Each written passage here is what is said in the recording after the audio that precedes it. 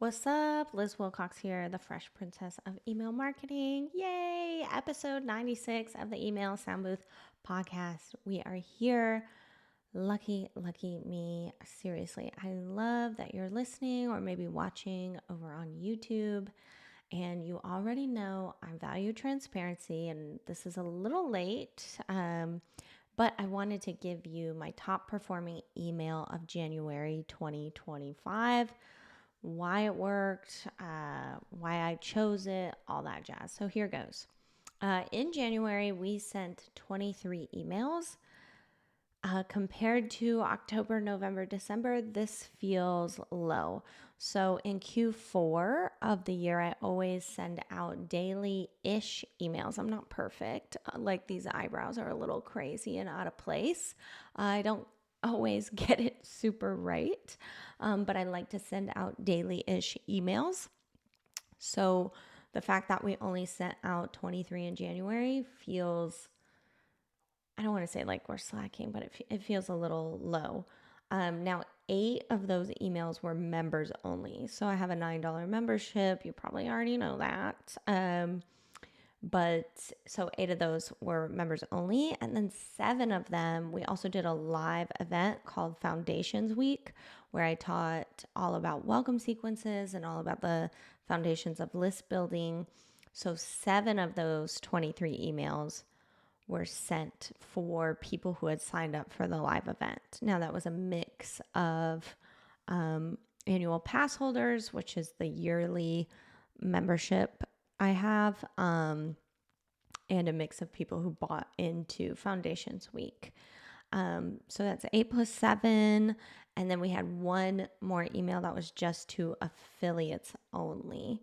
And I think that email was basically saying like, hey, here's what's to come in the next couple weeks and months.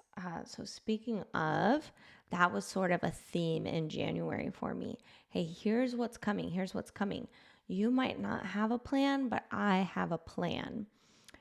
So one of those 7 emails left that I haven't talked about yet was a newsletter sent to the whole list called like new.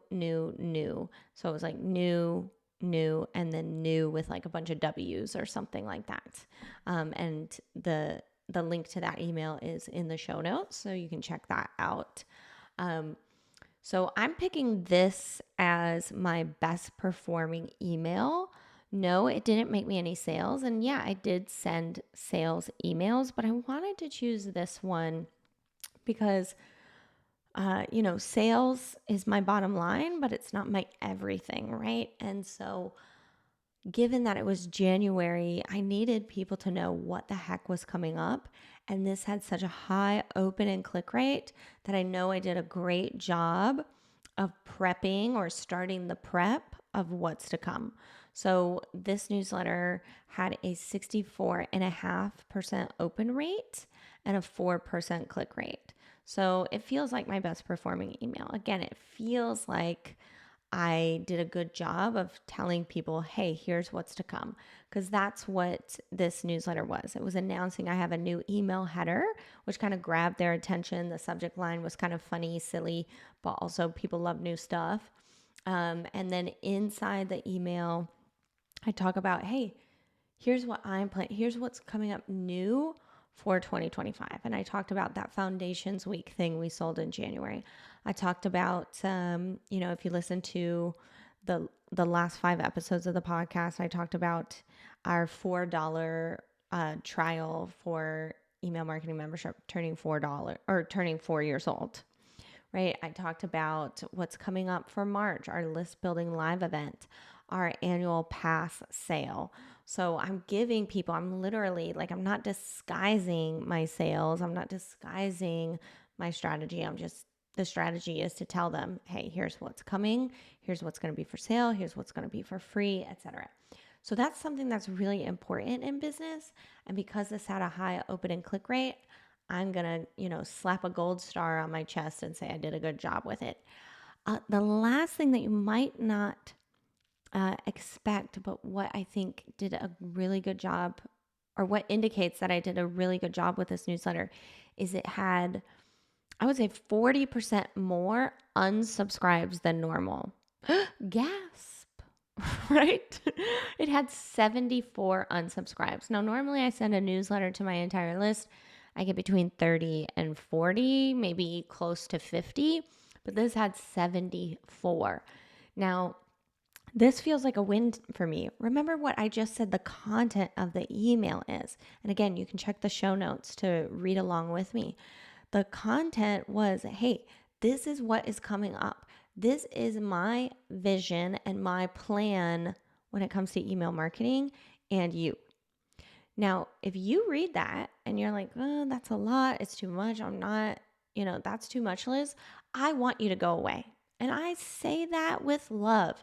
I want you to get the hell out of Dodge and off my list because I have a plan for people. That's what a true leader does. They have a plan, they get behind their people, and they push them towards the vision that is shared between the leader and the subscriber, right? That's how I picture our relationship, right? You tell me, Liz, I want to make money with email. I sit at my desk, I make a plan for how you can do that, and then I get behind you and I push you towards making money with email. Now, my ex-husband, he tells me I'm aggressive. He tells me I shouldn't take that as a compliment, but damn it, I I want this so bad for you. So if I tell you, hey, we're going to do A, B, C, and D, we're going to have a foundations week, we're going to have a sale on my membership, we're going to host an entire event around list building, and then I'm going to open up the best thing, the best place I can serve you, my annual pass for $108. If you say, nope, Liz, that's not for me, then I can't help you. And I want you to unsubscribe. And I hope and pray that you come back, right? When you're ready. But if you're not ready, I can't make you ready.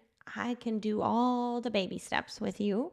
But if you're not ready to take those baby steps, then I say it with love, I need you to get out of the way so someone else can take your spot that is ready, because I'm here to serve the people that are ready.